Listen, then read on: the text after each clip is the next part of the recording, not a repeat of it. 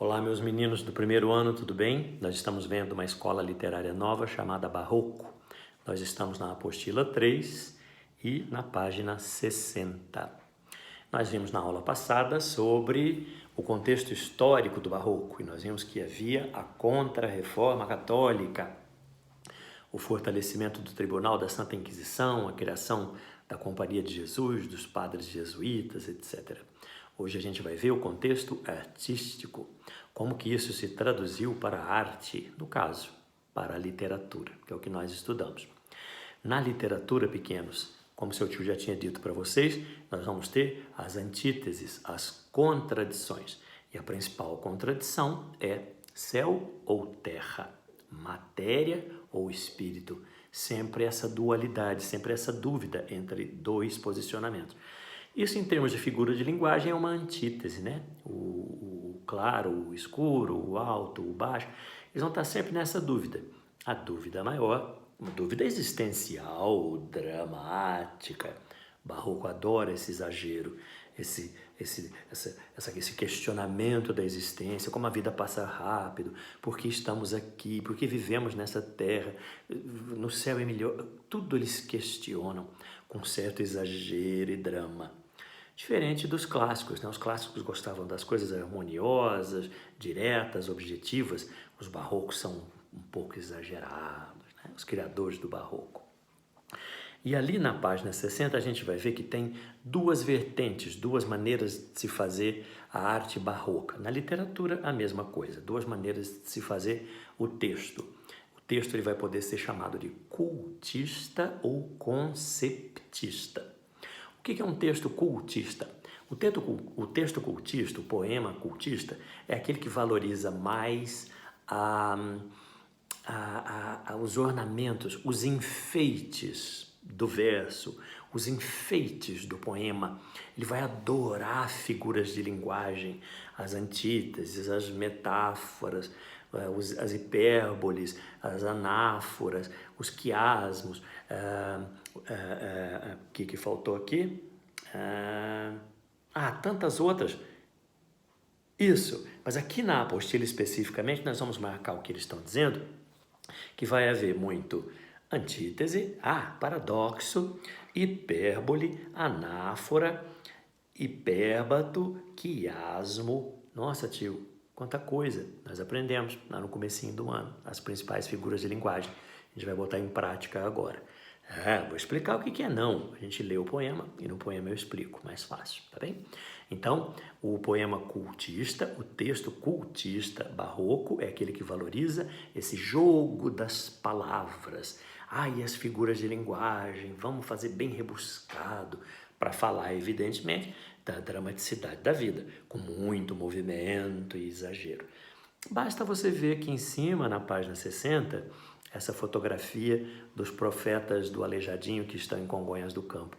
Você percebe que está quase que movimentando, de tanto exagero, detalhe, movimento que existe nas figuras do Aleijadinho, dos profetas do Aleijadinho.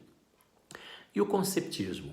O conceptismo prefere um jogo de ideias, questionamentos, mais do que simplesmente das palavras. Yes? Como que é isso, tio? Vamos ver devagar, uma coisa por vez. Então, o cultismo, ele joga com as palavras e o conceptismo, ele joga com as ideias, ok? Então, vamos dar uma olhadinha aqui, ó. Nós temos o ornamentalismo. O ornamentalismo é isso mesmo, é enfeite, elaboração, filigranas, detalhes. Você pode ver pela estátua do Aleijadinho que tem aqui em cima, né? Do profeta, cheio de detalhes. Olha a barba como está toda bem trabalhada, o chapéu do profeta, a mão do profeta, tudo muito ornamentado. Quando você vai em Ouro Preto, numa cidade histórica, você entra naquelas igrejas e você não sabe para onde olha, de tantos detalhes que existem no teto, que existem no chão, que existem no altar, que existem na parte de madeira. Tem muito ouro, muito exagero. Eles gostam muito disso, os barrocos, tá? Dinamismo, a expressão do movimento. Então não é nada muito estático, eles querem colocar um certo exagero. Olha o tecido da roupa do profeta do Aleijadinho, parece que está batendo vento e está movimentando. Eles adoram essa ideia de movimento. a instabilidade da existência. Essa vida passa tão depressa, sabe? Tem que aproveitar o quanto antes. Essa expressão, se a gente pegar no latim, vocês devem conhecer, chama-se carpe diem. Aproveita agora, porque vai passar muito rápido a vida, tá? Carpe diem é aproveita o dia, aproveita o tempo presente, né? A vida acaba. Então, eles são dramáticos, esses escritores barrocos. A religiosidade, muito da religiosidade, né? Buscando a salvação, já que a vida é tão breve, vamos buscar a salvação no eterno. Mas sempre um pouco mais humanizado. Olha lá o profeta, ele tem cara de um homem bravo, por sinal. Então há sempre essa dualidade, parece que está sendo esculpido um homem, mas esse homem está divinizado. Então você pode encontrar sempre essa antítese, essa dualidade no barroco. Vamos para a prática? Lá na página 61 nós temos um primeiro poema lá em cima, que é um soneto, né? Você vai bater o olho, vai 14 versos, 2 estrofes com 4, 2 com 3, soneto. De novo, nós continuamos usando o soneto. E a gente vai perceber que tem rima. Olha lá a primeira estrofe. Presente rima com ardente, esquiva rima com viva. Na segunda estrofe, contente rima com alegremente, viva rima com excessiva. Então a gente tem sempre as rimazinhas. Se você fizer a escansão, se você fizer a divisão poética dos versos, você vai ver que eles são decassílabos. Tem 10 sílabas poéticas cada um dos versos. Essa é a parte formal. Vamos agora dar uma lidinha no poema e vamos encontrar as figuras de linguagem que seu tio falou lá atrás, dizendo que o poema é cultista, porque joga com as palavras. Leitura. O bem passado que é mal presente. O mal presente que é a dor esquiva. A dor esquiva que é morte viva. A morte viva que é inferno ardente. Com mal quem poderá viver contente? Com dor quem haverá que alegre viva?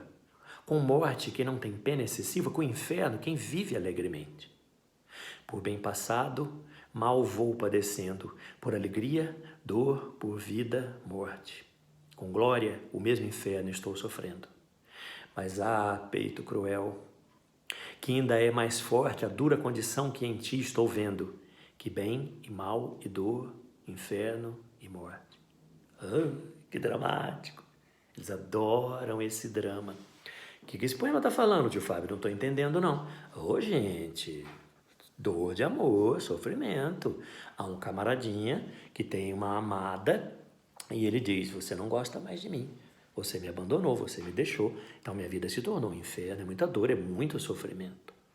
Então o camaradinha vai fazer sempre um questionamento existencial. Para que eu vou existir nesse mundo tão cruel? Minha amada. Né? Vamos dar uma olhadinha na primeira estrofe? O bem passado que é mal presente. O mal presente que é dor esquiva. Vocês perceberam aí a ideia de bem, mal, passado, presente? Como é que chama essa figura de linguagem? Antítese, os contrários. Então nós temos aí o bem é o contrário de mal, o passado é o contrário de presente. Então nós temos a antítese muito ajeitadinha. Aí de repente continua o poema assim: a dor esquiva que é morte viva. Morte viva? Peraí, isso é muito confuso. Isso é um paradoxo? Paradoxo. Morte viva, porque morte dá a ideia daquilo que acabou, está inanimado, e vivo é aquilo que está animado, está movimentado. Morte viva, então, forma o que a gente chama de paradoxo. Parece que não batem as ideias. Confuso isso. Essa confusão é o que a gente vai chamar de paradoxo. Yes? Quando você olhar logo depois, você vai ver assim, o bem passado que é, o mal presente que é, a dor esquiva que é, a morte viva que é. Essa repetição dessa expressão que é, a gente chama de anáfora. Nós estudamos também lá no começo do ano. Agora a gente vai encontrar na prática aqui no poema, né? Então só nessa primeira estrofe a gente já encontrou praticamente tudo que simboliza o barroco. A antítese, o paradoxo e encontramos a anáfora. Tem mais? Tem. A morte viva que é inferno ardente. Que exagero! O que é o exagero? é uma figura de linguagem que tem o nome de hipérbole. Então, só na primeira estrofe nós encontramos tudo que os escritores barrocos adoram de jogar com as palavras. Nós encontramos a antítese, nós encontramos o paradoxo, nós encontramos a anáfora e nós encontramos a hipérbole. Que exagero! Adoram. Pois bem, com mal quem poderá viver contente, com dor quem haverá de alegre, que alegre viva. Nossa, parece que a primeira frase tem tudo a ver com a segunda, parece que só trocaram as palavras de ordem. Então, quando nós temos duas frases que praticamente eles trocaram a ordem das palavras, nós vamos ter um nome, nome difícil, de uma figura de linguagem chamada quiasmo. Parece quiabo. Ah, dá para lembrar na prova, dá para a gente pensar e falar, meu Deus, aquela que o tio Fábio falou que parece quiasmo. O quiasmo, quando nós temos dois versos, e o verso primeiro se parece muito com o segundo, parece que só trocando as benditas das palavras de lugar. O quiasmo mais conhecido da literatura brasileira é o famoso poema do Carlos Drummond de Andrade, que diz assim, no meio do caminho tinha uma pedra. Tinha uma pedra no meio do caminho. É a mesma coisa, nós só trocamos as palavras de lugar em cada um dos versos, né? Aqui também é quiasmo, né? Com mal quem poderá viver contente, com dor quem haverá que alegre viva. Então a palavra viver, a palavra contente, compreende? Então nós repetimos praticamente a mesma ideia no segundo verso. Depois vamos dar uma olhadinha no terceiro. Por bem passado, mal vou padecendo, por alegria, dor, por vida, morte. Olha a antítese de novo, vida, morte. E lá no último a gente vai dar uma olhadinha e ele diz assim, mas peito cruel, que ainda é mais forte a dura condição que em ti estou vendo, que bem e mal e dor, inferno e morte. E ele fala com uma pessoa, ele diz assim, peito cruel. Quem é peito cruel? Ué, é a amada. Ué, mas por que ele não falou assim? Mas a amada, porque ele usou uma figura de linguagem, ele está fazendo um jogo com as palavras. Ele usou a metáfora. Ao invés de ele dizer amada, ele fez uma espécie de comparação. Como é que era essa amada? Ela tem um peito cruel, coração ruim. Poxa, você me abandonou, hein? Então ele usa de metáfora. Gente, quantas figuras de linguagem. Ainda tem mais uma, doída, daquelas difíceis da gente encontrar. Quando ele diz assim, a dura condição que em ti estou vendo. Seu tio sempre pede para você colocar assim nas respostas da prova. Primeiro o sujeito, depois o verbo, depois os complementos. S, V, C. Essa é a ordem normal de uma oração. Essa oração aqui está numa ordem normal? O verso, né? A dura condição que em ti estou vendo. Não, o sujeito está implícito e ele seria eu estou vendo, né? Então eu estou, nós vamos pegar aí o eu como sujeito, estou vendo o verbo, e aí vem os complementos, em ti a dura condição. Então a ordem direta seria, estou vendo em ti a dura condição. Mas o poeta jogou com as palavras e fez se transformar o verso em a dura condição que em ti estou vendo. Fez um jogo de palavras e tem um nome, hipérbato. Tio Fábio, quanta coisa. Pois é, veja como os barrocos exageram, usam do ornamentalismo, para tudo para falar o questionamento existencial, o exagero da vida. Desse poeminha nós encontramos a antítese, os contrários, o paradoxo, uma ideia um pouco confusa, a hipérbole, que é um exagero, a anáfora, que é uma repetição. Nós encontramos o quiasmo, trocando as palavras de lugar em dois versos distintos, encontramos a metáfora e encontramos o hipérbato. Ai, quanta coisa! Por isso ele é chamado de um poema cultista, porque ele joga com as palavras, usando sempre figuras de linguagem. Mas o que ele está falando mesmo? O questionamento existencial, o sofrimento amoroso. Como é difícil estar aqui nessa terra, né? Sofrer por esse peito cruel que me abandona. Na próxima aula a gente vê o conceptismo, tá bem? Beijo.